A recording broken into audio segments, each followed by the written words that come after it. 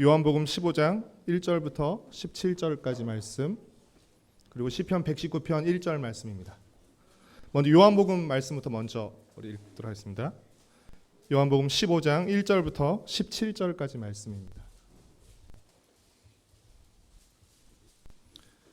저 여러분이 한 절씩 교독하면서 같이 읽고 17절 마지막 절은 같이 읽도록 하겠습니다. 나는 참 포도나무요 내 아버지는 농부라.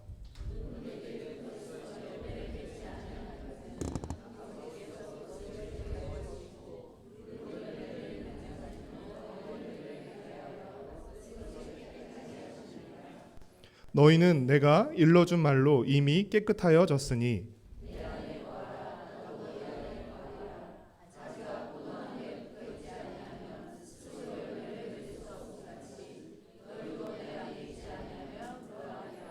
나는 포도나무요 너희는 가지라. 그가 내 안에 내가 그 안에 거하면 사람이 열매를 많이 맺나니 나를 떠나서는 너희가 아무것도 할 수 없음이라.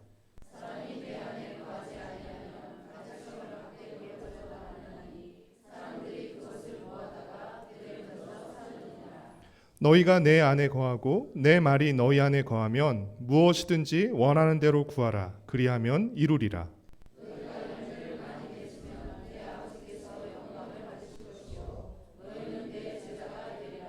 아버지께서 나를 사랑하신 것 같이 나도 너희를 사랑하였으니 나의 사랑 안에 거하라.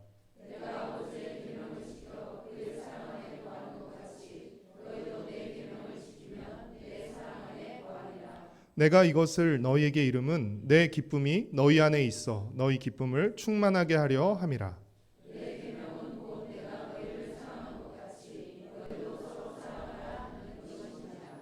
사람이 친구를 위하여 자기 목숨을 버리면 이보다 더 큰 사랑이 없나니. 이제부터는 너희를 종이라 하지 아니하리니 종은 주인이 하는 것을 알지 못함이라. 너희를 친구라 하였노니 내가 내 아버지께 들은 것을 다 너희에게 알게 하였음이라.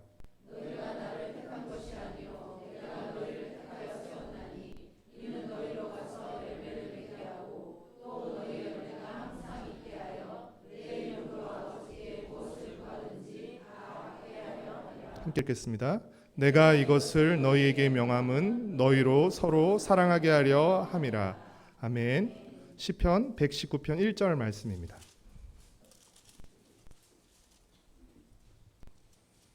시편 119편 1절 말씀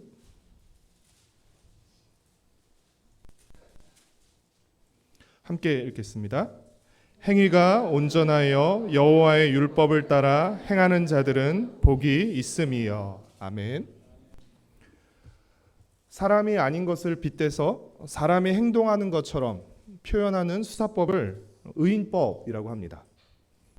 예를 들어 성난 파도, 꽃이 웃는다, 가로등이 외롭게 서 있다, 이런 것들이 의인법에 해당하는 표현이라고 할 수 있습니다.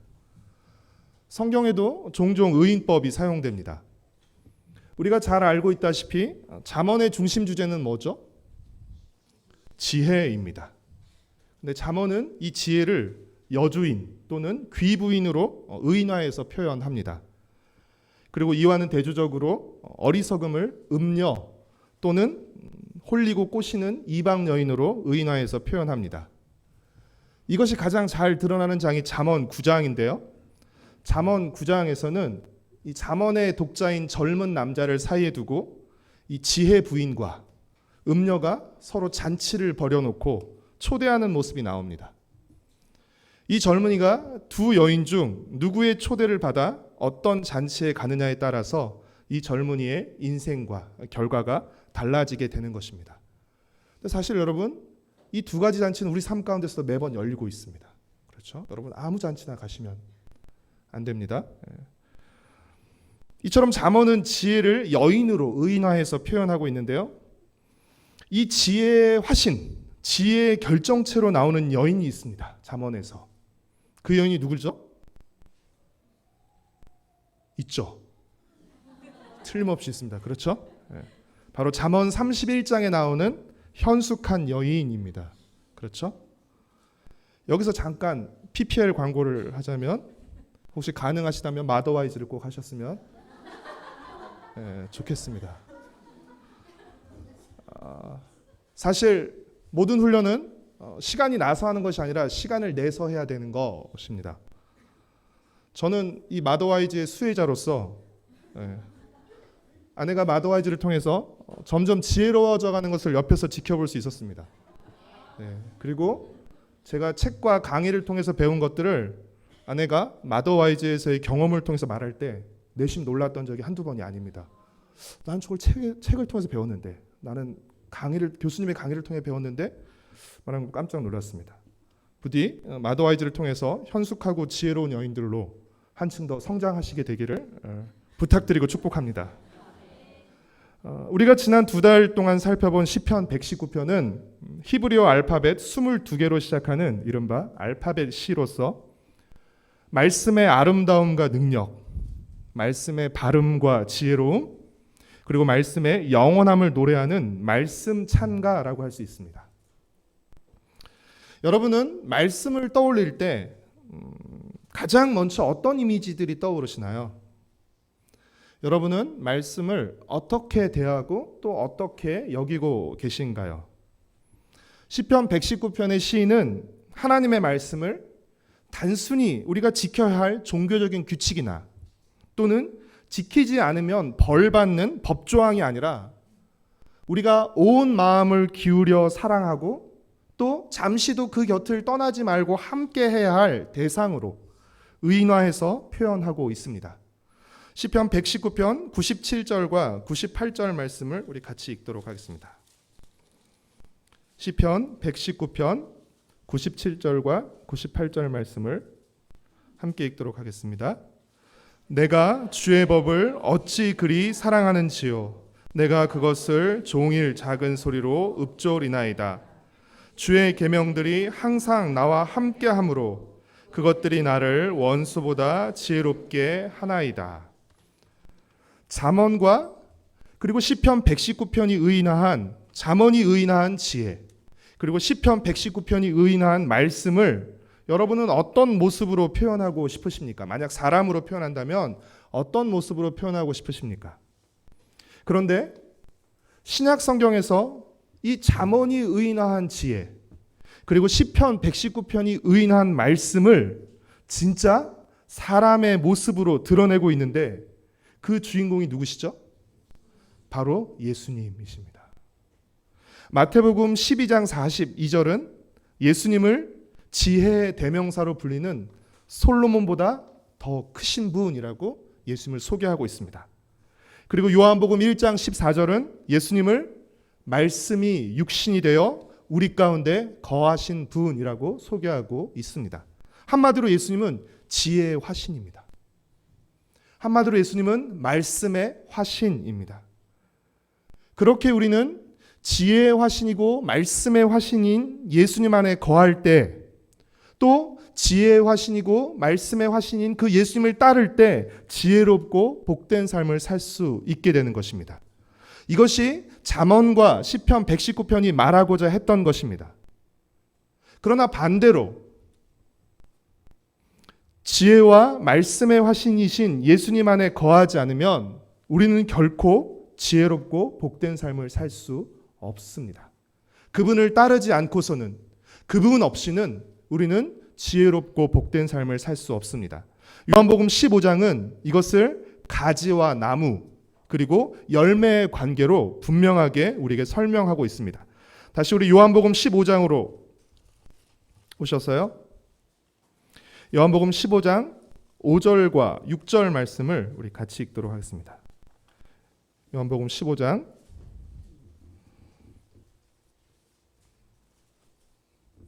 5절과 6절 말씀을 같이 읽도록 하겠습니다. 시작. 나는 포도나무요 너희는 가지라.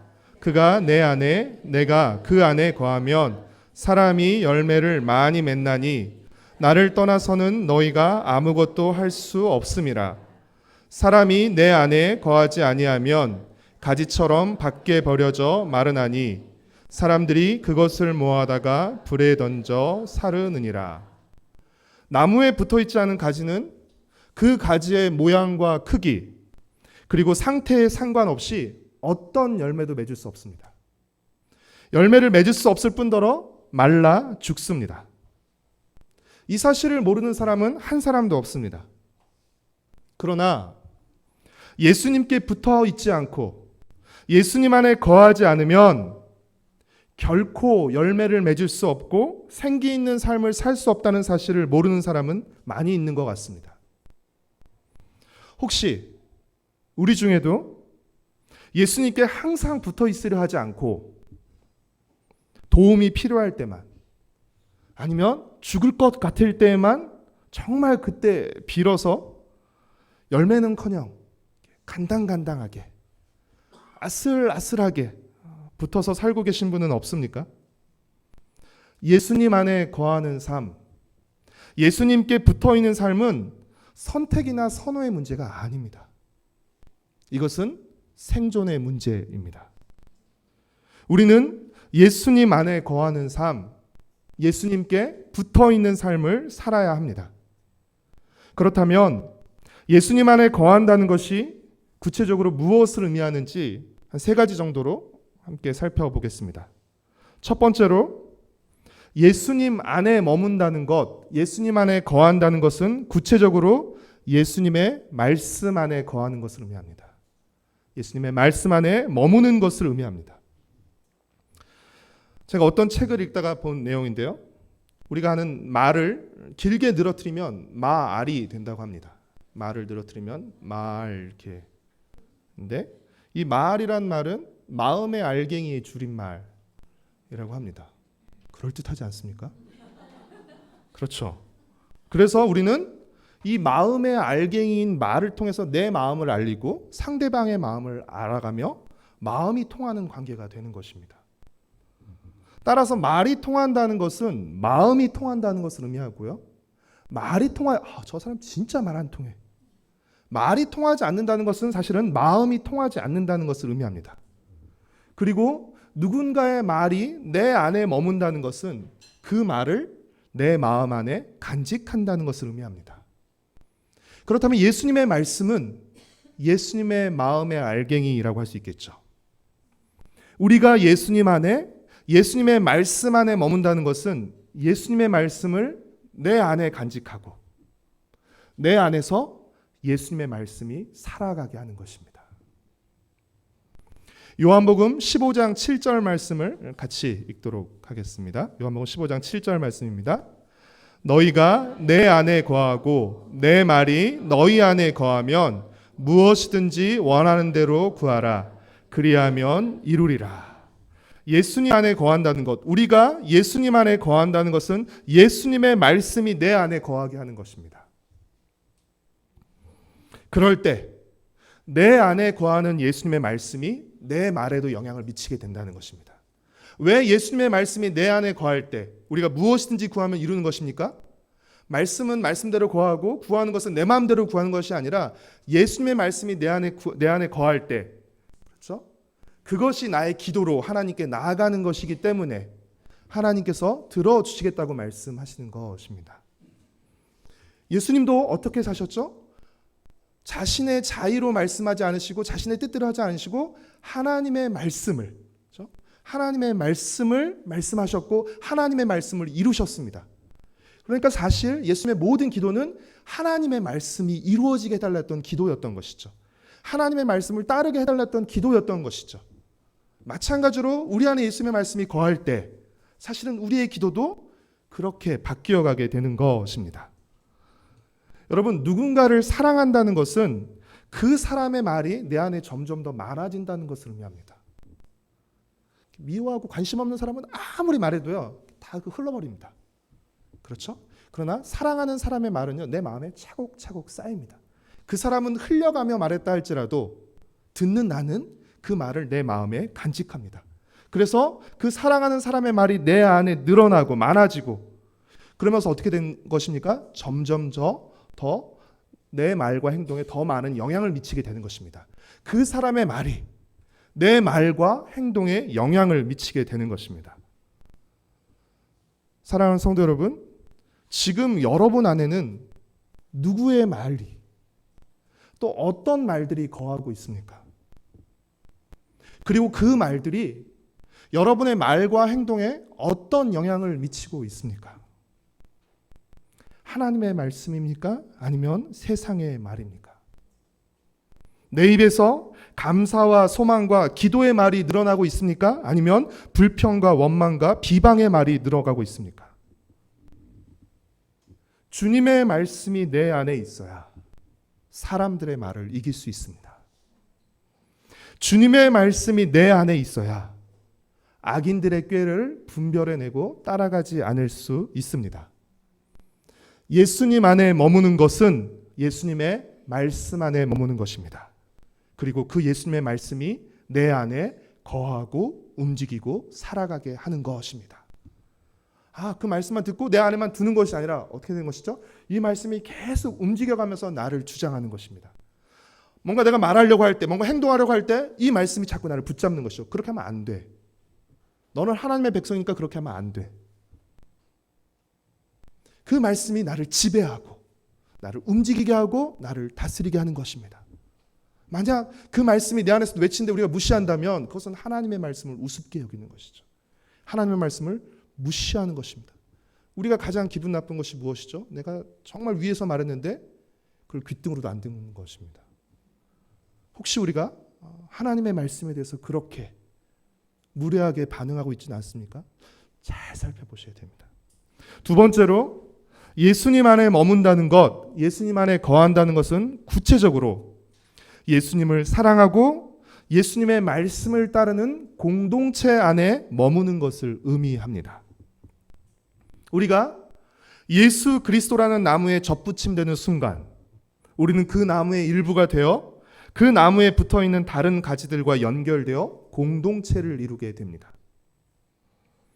그래서 감리교의 창시자인 존 웨슬리는 고독한 그리스도인이라는 말만큼 모순된 말은 없다라고 했습니다. 그리스도인은 고독할 수 없다는 것입니다. 혼자일 수 없다는 것입니다. 왜냐하면 그리스도와 연결된 다른 이들과 공동체를 이루고 있기 때문이라는 것이죠. 예수님도 단수가 아닌 너희라는 복수를 사용하셔서 말씀하십니다. 우리 4절 말씀, 요한복음 15장 4절 말씀을 같이 읽도록 하겠습니다. 시작. 내 안에 거하라. 나도 너희 안에 거하리라. 가지가 포도나무에 붙어있지 아니하면 스스로 열매를 맺을 수 없음 같이 너희도 내 안에 있지 아니하면 그러하리라. 예수님 안에 머문다는 것은 예수님의 말씀 안에 머무는 것이며 동시에 예수 공동체 안에 머무는 것입니다. 따라서 이 둘을 합치면 예수님 안에 머문다는 것은 말씀 공동체 안에 머무는 것을 의미합니다. 오늘 우리 시대가 워낙 우리 시대의 문화가 워낙 개인주의적이고 또 우리가 모두 다 개인적으로 성경을 가지고 있어서 개인적으로 성경을 읽어서 그렇지 사실 하나님의 말씀은 개인에게 주신 것이 아닙니다. 하나님의 말씀은 공동체에게 주신 것입니다. 그렇죠? 여러분, 구약의 말씀은 누구에게 주신 것이죠? 이스라엘 공동체에게 주신 것입니다. 신약의 말씀은요? 교회 공동체에게 주신 것입니다. 따라서 우리는 비록 개인적으로 성경을 통독하고 읽고 큐티를 한다 할지라도 하나님의 말씀이 근본적으로 공동체에게 주어졌고 그래서 공동체 안에서 공동체와 함께 읽어야 된다는 사실을 놓치면 안 됩니다. 그래서 저는 이 공예배 때 우리가 함께 말씀을 읽는 것이 굉장히 의미 있는 일이라고 생각합니다. 말씀은 공동체 속에서 공동체와 함께 읽어야 합니다. 그럴 뿐 아니라 또한 이 말씀을 읽은 결과는 항상 어떤 결과로 나타나야 되는 것이죠? 공동체를 세우는 결과로 나타나야 되는 것입니다. 말씀은 공동체 속에서 공동체와 함께 읽고 그리고 그 결과는 공동체를 세우는 결과로 나타나야 하는 것입니다. 왜요? 같은 하나님이 같은 말씀을 하시기 때문에 그런 것이죠. 그래서 모두가 그 말씀을 따를 때 공동체를 이루는 결과가 당연하게 나타나는 것입니다. 만약 말씀을 읽고 난 후의 결과가 오히려 공동체를 어지럽힌다면 그것은 뭔가 문제가 있는 것입니다. 말씀은 공동체를 더 든든하게 세워가고 아름답게 만들어 갑니다. 우리 골로새서 3장 16절 말씀을 같이 읽겠습니다.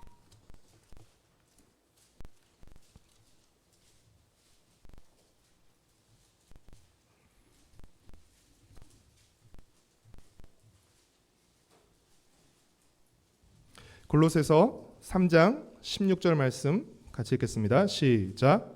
그리스도의 말씀이 너희 속에 풍성히 거하여 모든 지혜로 피차 가르치며 권면하고 시와 찬송과 신령한 노래를 부르며 감사하는 마음으로 하나님을 찬양하고. 말씀이 풍성히 거할 때 가르침과 찬송과 기도와 감사가 넘쳐나게 되는 것입니다. 우리 가정과 교회가 말씀과 찬송 또 기도가 풍성한 공동체가 되기를 소망합니다. 여러분, 우리가 이렇게 예배 때 함께 모여서 찬양하고 기도하고 말씀을 드리니까 얼마나 힘이 납니까? 그렇죠? 이것을 교회에서만 여러분 제한하지 마시고 이건 교회 가서 해야지 이렇게 하지 마시고 여러분 가정 안에서도 함께 말씀을 읽고 함께 찬송을 부르고 함께 기도하셨으면 좋겠습니다. 그 시간이 길지 않다 할지라도 분위기가 막 지금처럼 뜨겁지 못하다 할지라도 그런 경험 또 그런 분위기들을 우리 가정 안에서 만들어갔으면 좋겠습니다. 세 번째로 예수님 안에 머문다는 것은 구체적으로 예수님의 사랑 안에 머무는 것을 의미합니다. 예수님의 사랑 안에 거하는 것은 무엇을 의미하죠? 우리 요한복음 15장 10절 말씀을 같이 읽도록 하겠습니다. 요한복음 15장 10절 말씀 같이 읽겠습니다. 시작.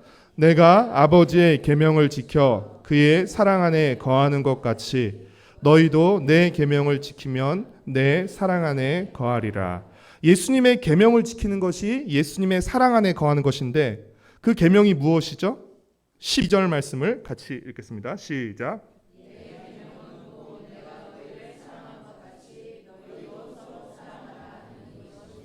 예수님의 계명이 무엇이죠? 서로 사랑하라는 것입니다. 따라서 예수님 안에 머무는 것은 서로 사랑하라는 예수님의 계명을 따라 서로 사랑하는 것을 의미합니다. 요한복음을 쓴 사도 요한이 쓴 또 다른 책 중에 한 권이 요한 1서인데요.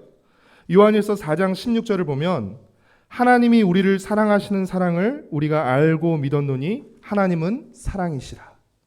사랑 안에 거하는 자는 하나님 안에 거하고 하나님도 그의 안에 거하시느니라 라고 기록하고 있습니다. 여러분 잘 생각해 보시면요. 사랑이신 하나님이 예수님을 사랑하셨습니다. 그리고 그 예수님이 우리를 사랑하셨습니다. 그리고 예수님은 우리가 서로 사랑하기를 원합니다. 그리고 이 사랑이 점점 더 커지고 멀리 퍼져가기를 원하십니다. 마치 물결이 돌이 떨어지면 물결이 팍 퍼져가듯이 하나님으로부터 시작된 사랑이 예수님으로 향하고 예수님의 사랑이 우리를 향하고 우리를 향한 사랑이 서로를 그리고 우리 밖을 향해서 점점 더 퍼져가기를 원하는 것이죠. 사랑으로 행하는 것이 예수님 안에 머무는 것입니다. 사랑으로 행하지 않는 것은 예수님 안에 머무는 것이 아닙니다. 사랑하는 성도 여러분, 사실 우리는 죽은 나무에 붙어있던 가지들이었습니다. 열매가 맺히지 않는, 맺는 열매라고 해봤자 고작 정말 형편없기 짝이 없는 그런 죽은 나무에 붙어있던, 아니 저절로 그 나무에서 떨어져 죽어가던 가지였습니다. 그런데 농부이신 하나님이 우리를 참 포도나무이신 예수님께 접붙임해 주셨습니다. 접붙여 주셨습니다. 하나님께서 죽은 나무에 붙어있던 또 죽어가던 가지인 우리를 선택하시고 예수 그리스도께 붙여주신 그 목적은 무엇입니까? 요한복음 15장 16절 말씀을 같이 읽도록 하겠습니다. 요한복음 15장 16절 말씀 읽겠습니다. 시작. 너희가 나를 택한 것이 아니요 내가 너희를 택하여 세웠나니 이는 너희로 가서 열매를 맺게 하고 또 너희 열매가 항상 있게 하여 내 이름으로 아버지께 무엇을 구하든지 다 받게 하려 함이라. 하나님께서 죽어가던 가진 우리를 선택하시고 접어주신 목적이 무엇이라고요? 바로 열매를 맺게 하고자 함이었다는 것입니다. 열매는 우리가 예수님께 붙어 있고 우리가 예수님 안에 있다는 증거입니다. 가지가 용을 써서 열매를 맺는 것이 아닙니다. 붙어 있으면, 그리고 그 나무가 생명력 있는 나무라면 자연스럽게 가지는 나무의 생명력을 받아서 가지의 열매를 맺게 되는 것입니다. 사랑하는 성도 여러분, 예수님을 떠나서는 우리는 어떤 열매도 맺을 수 없습니다. 그 열매가 무엇이죠? 예수님의 말씀을 내 몸으로 나타내는 것입니다. 예수님의 말씀을 내 몸으로 나타나는 것이 열매입니다.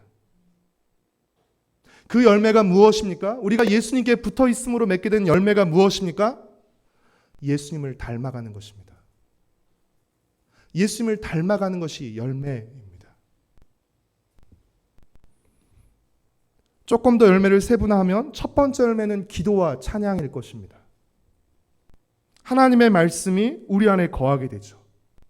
그리고 우리 안에 거하는 하나님의 말씀이 하나님을 향한 우리의 기도와 찬양에 영향을 미치게 되는 것이죠. 말씀이 들어올 때 이것이 하나님을 향한 기도와 찬양으로 연결됩니다. 두 번째 열매는 순종과 하나됨입니다. 하나님의 말씀을 따라 자신의 뜻을 내려놓고 하나님의 뜻을 따를 때, 각 사람이 하나님의 말씀을 통해 하나님의 뜻을 깨닫고 그 뜻 앞에 자신의 뜻을 내려놓고 그 뜻을 따를 때 자연스럽게 어떤 결과가 나타나게 되는 것입니까? 자연스럽게 하나가 되는 결과가 나타나는 것입니다. 모두 다 하나님의 뜻에 순종할 때, 그 뜻을 따를 때 자연스럽게 하나 되는 결과가 나타나는 것입니다. 세 번째 열매는 사랑과 선교입니다. 서로를 사랑하는 가운데 그 사랑이 공동체 안으로 향하는 것이 아니라 공동체 밖으로 향하게 되어 있기 때문입니다. 나만, 우리 구역만, 우리 마을만, 우리 교회만이 아니라 서로 사랑은요, 안으로 향하는 것이 아니라 사실은 밖으로 향하게 되는 것입니다. 이 사랑이 점점 더 커지면서 밖으로 나가게 되는 것이고요. 그래서 교회의 울타리를 넘어서 계속해서 밖으로 나가게 되는 것이죠. 사랑하는 성도 여러분, 우리는 십자가라는 나무에 접붙임 바 되어 십자가에 연결된 가지들입니다. 이 십자가에서 우리는 점점 더 쇠하여지고 우리 안에 계신 주님은 점점 더 흥해져야 합니다. 여러분이 반대가 되시면 정말 곤란합니다. 오랫동안 신앙생활하는데 주님은 점점 더 쇠하여지고 내 육신과 내 고집이 점점 더 흥해지면 여러분 정말 안 됩니다. 이것이 처음 된 자가 나중되고 나중된 자가 처음 된 자가 되는 것일 수 있으나 정말 두려워하셔야 됩니다. 걱정하셔야 됩니다. 우리 안에 계신 주님이 점점 흥해지면서 우리는 십자가의 열매를 맺어가야 되는 것이죠. 우리가 말씀 안에 거하는 것, 예수님 안에 거하는 것은 말씀의 열매를 맺는 것으로 나타나게 될 것입니다. 잘 붙어있는지 붙어있지 않는지 무엇으로 나타나는 것입니까? 열매를 통해서 나타나게 되는 것이죠. 너무 이렇게 막 붙어있는 것처럼 막 보여가지고 붙은 건가 이렇게 속일 수 있을지 모르지만 열매가 안 맺히면 붙어있는 거 아닙니다. 그렇죠? 우리가 말씀을 사랑하는 것은 어떻게 나타나게 되죠? 시편 119편이 그렇게 말씀을 노래합니다. 말씀을 사랑해야 된다고, 말씀을 즐거워해야 된다고 노래하죠. 그럼 말씀을 사랑하고 즐거워하는 것은 어떻게 나타나야 되죠? 그 말씀을 살아내는 것으로 나타나야 되는 것이죠. 아, 나 말씀 많이 배웠어, 많이 들었어, 많이 알았어. 그것으로 끝나는 것이 아니라 그 말씀을 내 삶으로, 내 몸으로 살아내는 것으로 나타나야 되는 것입니다. 예수님 안에 거하는 것은 다르게 말하면 예수님을 점점 더 닮아가는 것이라고 생각합니다. 내가 예수님 안에 거하고 예수님이 내 안에 거면서 점점 더 일치가 되는 것이죠. 하나가 되어야 되는 것이죠. 처음에는 확연히 드러났지만 점점 더 서로 안에 거하면서